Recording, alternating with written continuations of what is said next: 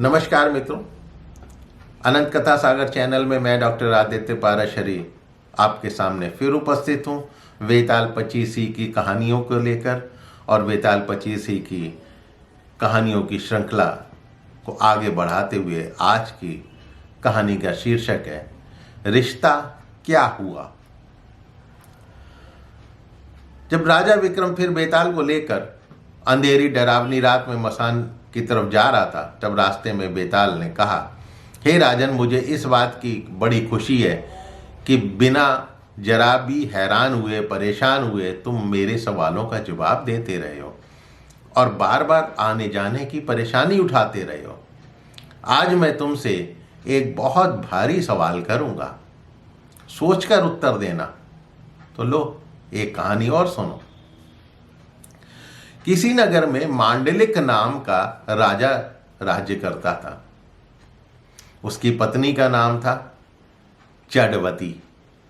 वो मालव देश के राजा की लड़की थी और उसके लावण्यमती नाम की एक कन्या थी। तो जब कन्या विवाह के योग्य हुई, राजा के भाई बंधुओं ने उसका राज्य छीन लिया और उसे देश निकाला दे दिया। राजा रानी और उनकी कन्या लावण्यमती वो सब मालव देश को चल दिए। रात में वो जंगल में एक जगह ठहरे। पहले दिन चलकर वो भीलों की नगरी में पहुंचे। राजा ने रानी और बेटी से कहा कि तुम लोग वन में छिप जाओ, नहीं तो भील तुम्हें परेशान करेंगे। दोनों वन में चली गईं। इसके कुछ देर बाद ही भीलों ने राजा पर हमला कर दिया। राजा ने मुकाबला तो किया, परंतु अंत में वो मारा गया और भील वहां से चले गए। उसके जाने पर रानी और बेटी जंगल से निकल आईं। राजा को मरा देखकर बड़ी दुखी हुई। दोनों शोक करती हुई एक तालाब के किनारे पहुंची।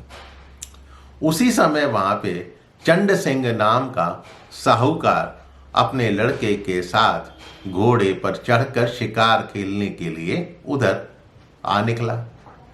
दो स्त्रियों के पैरों के निशान देखकर साहूकार अपने बेटों से बोला, अगर ये स्त्रियां मिल जाएं तो जिससे चाहो विवाह कर लेना।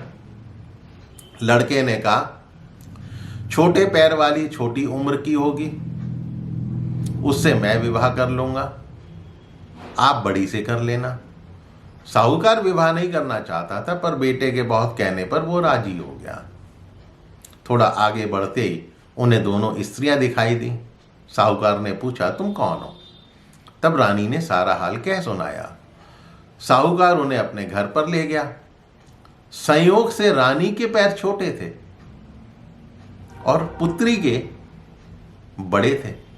पुत्री के पैर बड़े थे, इसलिए साहूकार ने पुत्री से विवाह किया और लड़के ने रानी से। अब इस तरह पुत्री जो है वो तो सास बन गई और मां बेटे की बहू। उन दोनों के आगे चलकर कई संतानें हुई। इतना कहकर बेताल ने राजा से पूछा, राजन, अब ये बताइए कि मां बेटी के जो बच्चे हुए उनका आपस में रिश्ता क्या हुआ? यदि तुम उत्तर जानते हुए भी नहीं बताओगे तो तेरा सिर फट जाएगा। ये सवाल सुनकर राजा बड़े चक्कर में पड़ गया। उसने बहुत सोचा, पर कोई जवाब नहीं उसको सूझ पड़ा, इसलिए वो चुपचाप चलता रहा। बेताल ये देखकर बोला, राजन, कोई बात नहीं है, मैं तुम्हारे धीरज और पराक्रम से खुश हूं।